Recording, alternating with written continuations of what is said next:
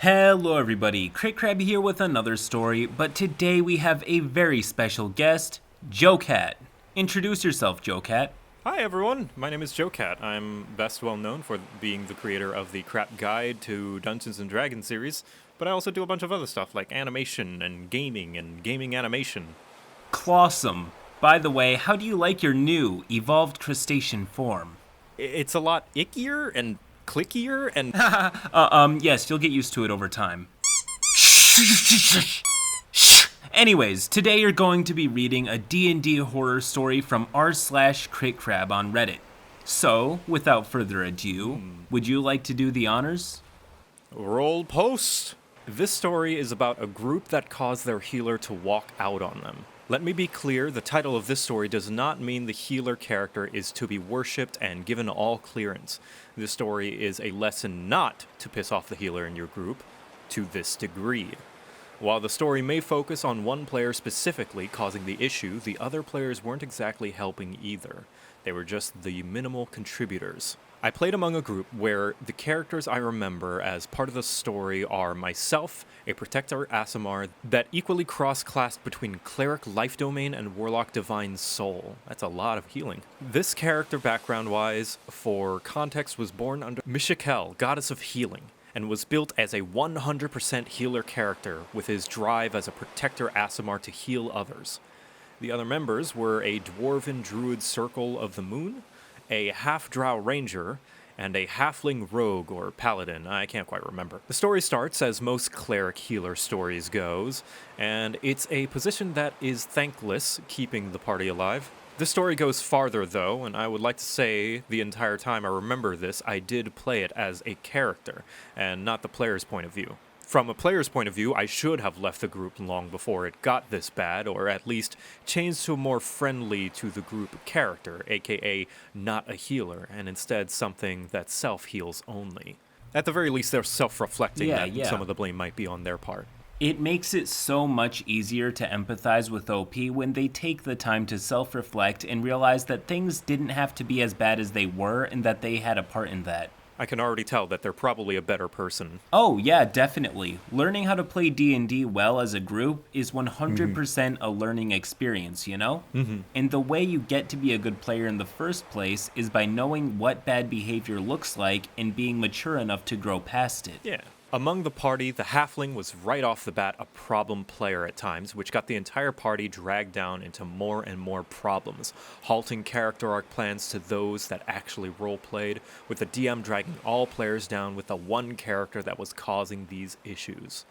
One of the experiences I learned from, and as a DM, don't punish the entire party unless there's no logical way around it.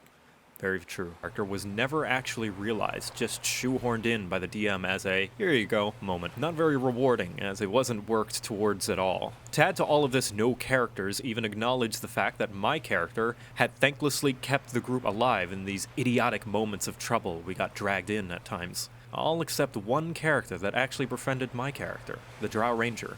To continue down this path the group went down, when the first magic item awarded was a Staff of Healing, which was a fight to get because the Dwarven Druid thought he deserved it since it's a staff, therefore he could use it instead. Let me remind you that he was a Circle of the Moon Druid, a class that focuses on the wild shapes and not the spells of a druid, and thought of himself as a healer since he got Cure Wounds at a base level. Life Clerics with Cure Wounds heals spell level +2 plus wisdom plus spell amount on any healing spell. A druid heals spell amount only. It was clear it was best in the healer's hands. This was made even more clear due to the fact that the DM, before the campaign started, mentioned that every player would get their own magic item type meant for them, and a Staff of Healing is quite obviously meant for the healer. As a character, I looked at it and saw that the staff was his type of rosary beads to a Catholic priest, a rather symbolic item he treasured. Going further down the story, the halfling was still being a pain in the ass, and at one point along this almost, 1-year campaign, he managed to get his hands on the staff through recovering it after a goblin took it and threw it away. Honestly, a true viewpoint if the goblins saw it help the group. I don't blame the DM for that. The halfling decided to keep the staff and not give it back when, over time, I tried to be nice with him. but at this point he is being part of a problem, and the campaign took place in an organization that had forbidden other members from stealing from another. I had mentioned in character next session that, to paraphrase, the staff to my character was a symbol to his drive and to heal others, and keeping that staff to your healer will cost this group a healer. All of which I said in character, so all of the party heard that. We got dragged into the final quest. My character was part of the next in-game day, which tells you how it ended overall. Still no staff handed back, with no exception as to why he was keeping the staff from me. Due to story reasons, he was forced to join this quest, so he did, but not as a healer. Proceed to my character using and switching his spells over to offensive and self-supporting spells only, healing himself, going on the offensive, and if healing someone else, only healing the character who made friends with him. Watching as the Circle of Moon Druid, who, as far as I remember, never wild-shaped once the entire arc, is healing people for a tiny amount of healing compared to what my character would do as a life cleric. Spell level plus wisdom plus 2 plus spell amount, I think. The reason I chose my character to continue this is because an NPC that he befriended had been kidnapped, so he chose to help, but as his own character, not as a party member. It even was made obvious when the halfling was put in charge and my character blatantly ignored him with cruel intentions, as it was probably obvious why. I feel as though this person is obsessing a little bit too much on the gear so far. I can understand feeling perturbed by another player taking loot that you thought was yours, especially given that this character was perceived as doing it out of spite or greed. Even so, it really didn't have to devolve into OP being angered at the other player just scooping up the loot that they saw, especially given that they may not have known it wasn't theirs. Yeah, I agree as well, especially the druid so far. The druid just wants to heal, and it seems like some of the anger is at suboptimal play, which, I mean, some people just play suboptimally, whether on purpose or accidentally because they're new or they're just bad at the game, and that is not a sin in my opinion. Oh, yeah, that, and it seems a bit like the diplomatic route wasn't even really tried here, as OP rushed right into hostility the same way they perceived the druid to be. Yeah, and, you know, it is... D&D is a game of trust, and I guess they have to trust that the DM can account for that. Whether it be rebalancing encounters so that the reduced healing is enough, or throwing in a second staff of healing somewhere, just coincidentally, even as artificial as that might sound, if it will really please this player. You hit the nail right on the head. D&D is about having fun, full stop. If people aren't having fun, then by all means break rules or force a couple things in there if it would make the game more fun. Fast forward to the battle in the cave, and it's here, I should mention, I heard, after all this occurred, why the staff was held from my character by the halfling. He was planning on using it as leverage to either make my character leave the group or stay out of his business. Ooh. For context, this halfling character was made to act evil, but really be a good guy. My character is lawful good, as I recall, and at one point he was eyeing a cloak from an innocent NPC that I was choosing to keep safe, and being that I am somewhat certain he was a rogue after traveling with him, he was probably trying to steal the cloak from this NPC that had lost her home and family. So I stopped him and gave the cloak to the NPC. Later, it did turn out that it was the halfling that fooled me, but still, I did act as my character in that I had no idea about the halfling's plan at all. In fact, I don't think anyone at the table knew his plans at all. Ever. I don't personally have a problem with that inherently, but I guess we'll have to see where it goes wrong. Yeah, definitely. This is very much a wait and see kind of ordeal. Anyway, the final battle. The party splits to strike a group with an ambush, and we are joined by the Guildmaster's nephew. The guild we work under, FYI. Sneaky types to the side and non-sneaky types to the front. I had to join the non-sneaky types because chainmail, of course, and the ranger went with the sneaky types. On the way, they killed 2 goblin children, keep in mind the children word, and half-bury them. Just before the ambush, I look at the group I'm with and decide, fuck this, and go to join the others, because I don't want to be near the others during this, and the DM points out the goblin children killed in the corner. I did not roll to see if I see this, nor was I expecting to see them. Just wanted to join the others. At this time, the fight breaks out, and I begrudgingly join the non-sneaky type since they are closer. I turn the corner to see a halfling shoving a goblin child in a wyvern's maw. The newer character looking to assassinate the guildmaster's nephew with the wyvern's poison stinger dismembered from the wyvern, with no previous explanation. And the only party member that befriended him laying near dead, poisoned by the wyvern.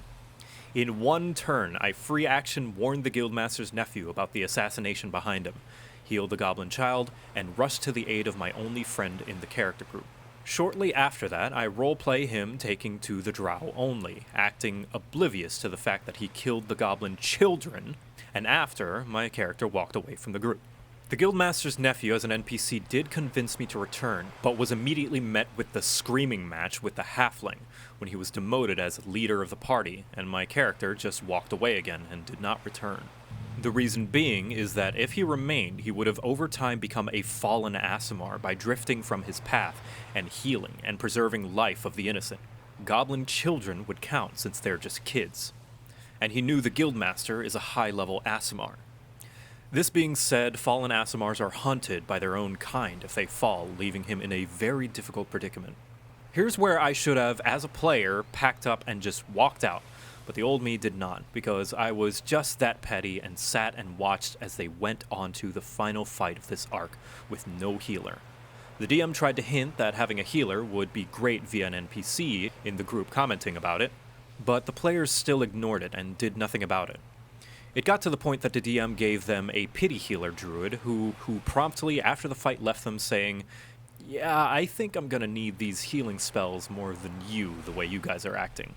Hinting at the probability that the party is harming all others around them rather than working as a team.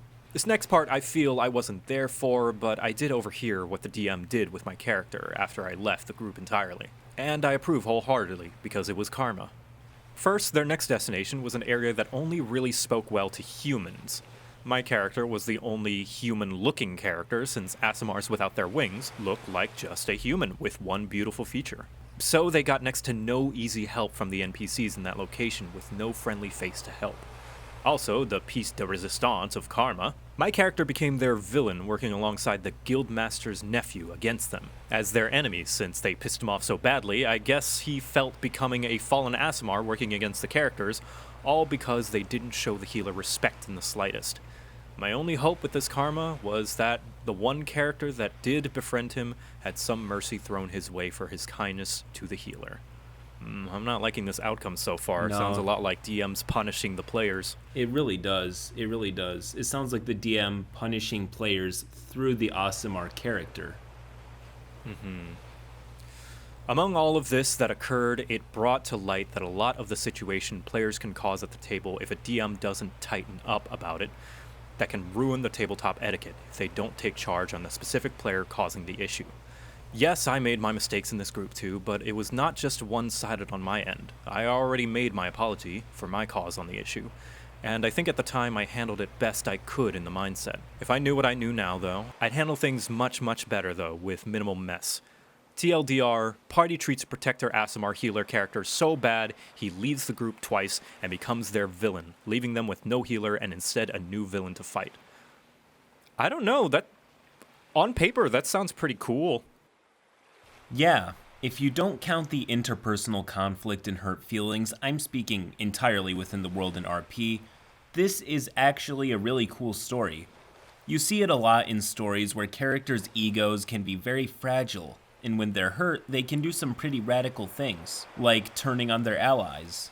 Even problems like these that, from the outside looking in, can be perceived as minor, there can be a sort of snowball effect of emotion that causes larger problems. Yeah. And that's really what the problem here is, I think. It's perception. This player seems to be assuming ill intent and just kind of getting really upset at things that seem admittedly harmless from the other person's perspective. And I feel like maybe either talking with the other players about how they feel could have solved this, because best case scenario, the other players didn't know what they were doing and how they were making this person feel, and communicating that, they might have gone, "Oh, I didn't realize, sorry, I just was trying to play my character, and I took the Staff of Healing because it kind of made sense at the time. I didn't know you wanted it so bad, and I didn't know it was making you so upset. I can give it back to you next session." Or, worst case scenario, Oh, I didn't know you wanted the staff, but it really means a lot to my character with what I'm trying to roleplay them. DM, is there some kind of compromise we can get to with this? I feel like talking in this scenario would have been really, really good. I do like, though, that they went back and apologized for their behavior. That means a lot and really counts towards growth. Maybe they know now. Like they said, if they could go back, they would have handled it much better. Maybe they know now that they could have probably communicated with the other players and the DM about it. Absolutely. And hopefully they do know now that what it sounds like is this is the more subtler, malicious ways of using it's what my character would do. Because I could tell that the player, the player, seemed pretty upset and tried to express that through their character as well, which is, in my opinion, not a great thing to do. It's something that really bears repeating. Is there's no good way to handle out of game issues in game. Like if somebody's being a problem at your table, maybe they talk over the DM and they're inconsiderate. The answer is not to kill off their character and then exclude them from the table. That's a horrible way to respond. It only leads to hurt feelings or drama or other just bad things you don't want to have to handle. It's much easier to just have a conversation about it like adults. Yeah. Yeah. Pro player tip to OP if they ever hear this video. It's good that you acknowledge your mistakes and that you're willing to do better, and that is fantastic. That makes you a good player. But pro tip, if you want to be a great player, turn those moments into something. Roll with the punches. What if your character feels a little bit muffed at not being the main party healer because the druid's doing all the healing? Maybe you turn that into something. Your character sees that this druid is trying really hard to become a healer, so your character takes a backseat, maybe have a roleplay moment of them teaching them more healing.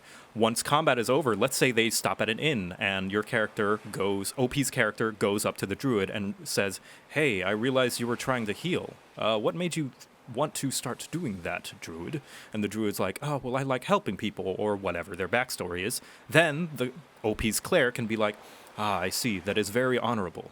Now, I will assist in my healing as well, but I admire your willingness to help me in helping people."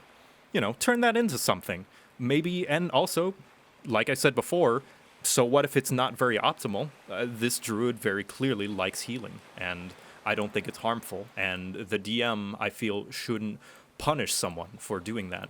From what I can tell, I don't know what this DM is like, but he seems to be rolling with the punches very much so, turning the player that's going away into a villain, which I think is a win for everybody. But yeah, that's my pro player tip. Turn that into something. Turn it into something positive and cool and a story and a moment that you can have with the characters. Oh, I could not have said it better myself. The way you described it, the way this story could have ended, it could have opened so many great windows for roleplay, character development.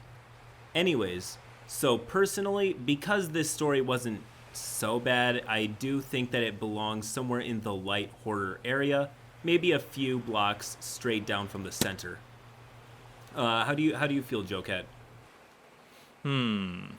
I actually feel it's slightly down, maybe a quarter way down, both cringe and horror, because I tend to cringe at whenever people use the excuse of I'm just role-playing my character. And although the OP wasn't doing that, while the OP didn't flat out say it, it seemed like they were expressing that a little bit, but only so slightly because OP does seem to self-reflect and want to learn from this experience. And that is the least cringe thing of all. Yes, I definitely would have placed this story in medium or deep horror if OP did not make a very good turnaround and instead show that they have learned from their experience and are growing as a player. And really, that's what it's all about. Anyways, JoCat, so what's it like in the pilot seat here on the CritCrab channel? Getting used to this new body is a little weird. This Wiggler head really makes the transition a little easier, though. Yeah, I thought you'd like it. It should wear off in a couple weeks. Okay. Also, is everything supposed to smell like peanut butter? No, it is not. I'd get that looked at. Shell! Anyways, thank you all so much for watching. Go check out JoCat's channel, linked in the description. And as usual, till next time. Bye.